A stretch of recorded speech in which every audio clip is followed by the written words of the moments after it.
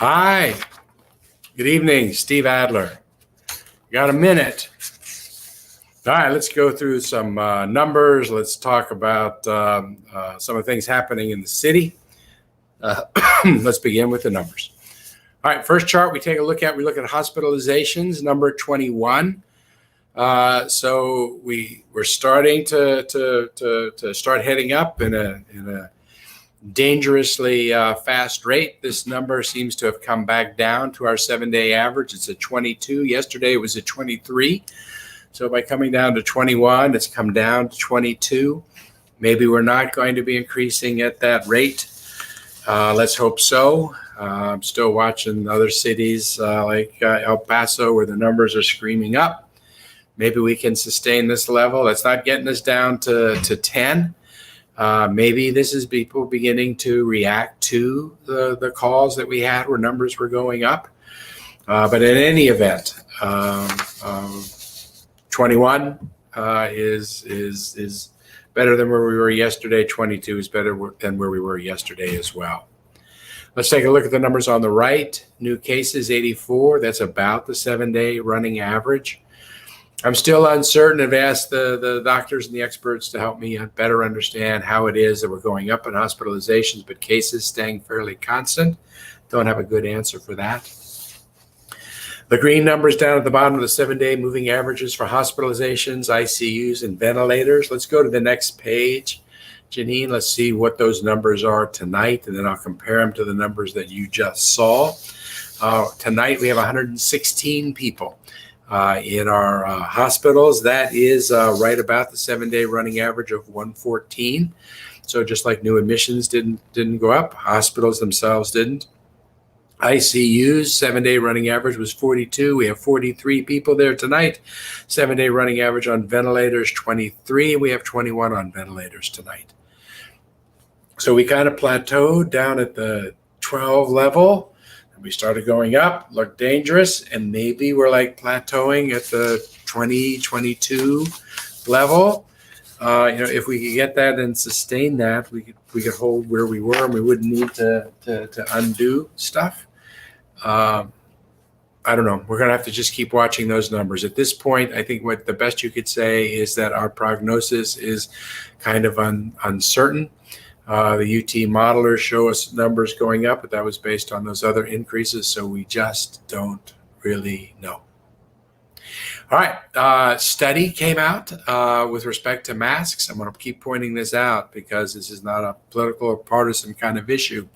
But the science that just came out, the modelers took a look at masks and said that if the United States would wear masks, if 95% of Americans wore masks in public, then the modelers demonstrated that our country would save 100,000 lives between now and February.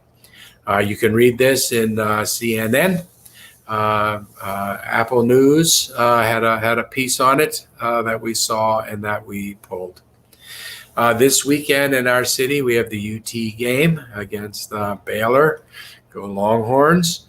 If you're going to the game, please make sure that you wear your masks. Please make sure that you distance.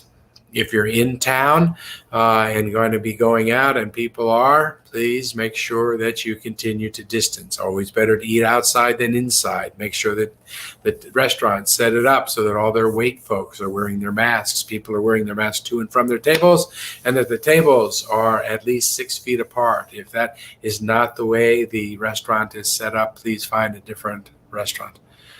Because when you take your mask off to eat or to drink at the restaurant, you can't be too close to people.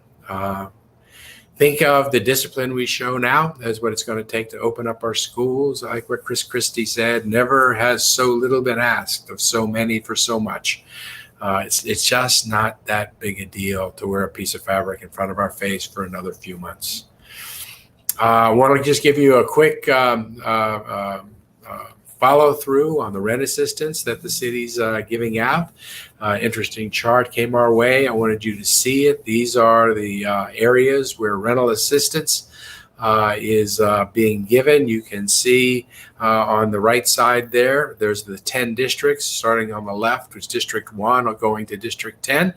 You can see at the top, it's the amount of rental assistance that is going out by district, and the chart down below it is the rental assistance by council district. And you can see where it is that people live in our city that are needing the most assistance. No city council meeting this week, but we will be meeting next Thursday.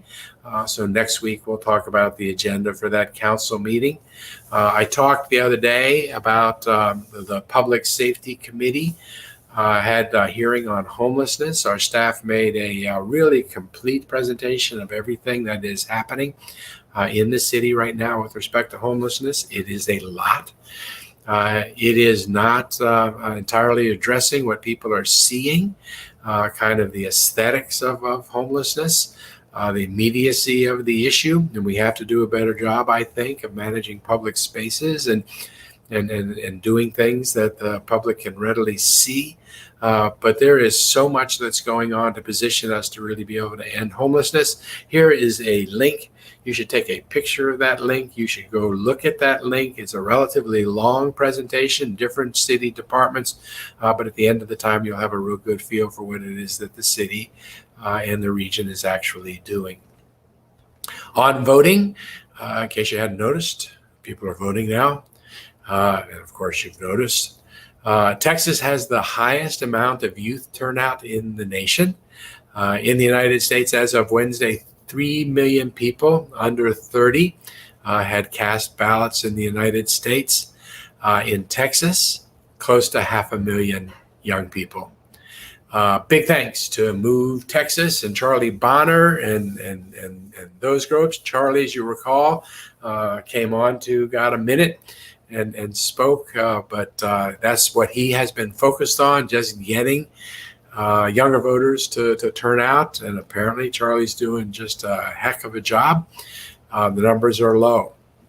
In 2016, just 60, that was presidential election, last one, 65% of registered voters in Travis County cast ballots. In 2018, that non-presidential year, that number was 61%.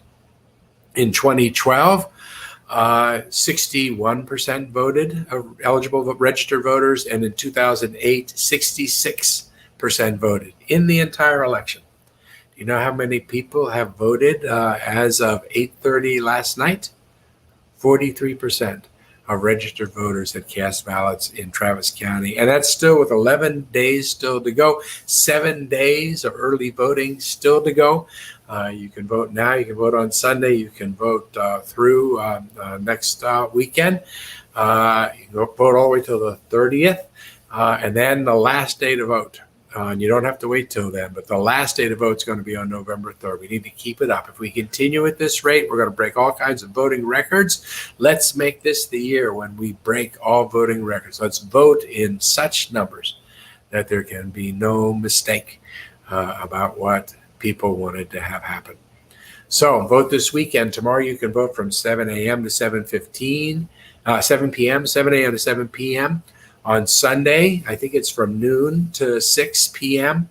All next week, it's 7 a.m. to 7 p.m. There's going to be a few mega centers that are open until 9 p.m. on October 28th, 29th, and 30th. So on those last 3 days, the voting period was going to get extended only at those mega centers until 9 p.m. If you have already voted, call 2 of your friends here in the city that have not voted. Ask them what their voting plan is. Hey, you going to vote? Don't stop there. Ask them when they're going to vote. And then next week, let's start getting ready and thinking about Halloween and Dia de los Muertos, how we're going to do that with our children and stay safe, how we're going to do it in virtual, how we're going to do it with our households, following the recommendations of Austin Public Health. How are we going to let kids have a really good time, but not expose them or ourselves to the virus? We're still in a precarious place. We're fighting to hold on to our school openings and our business openings. Let's be smart. Make sure you vote. President at the top. Go all the way down to the bottom of the ballot. Proposition A and B, which I hope you support, are all at the very bottom. So you need to go all the way down to the bottom. Make sure you vote for the entire ballot. And with that, I wish everybody a good night. Take care and be safe.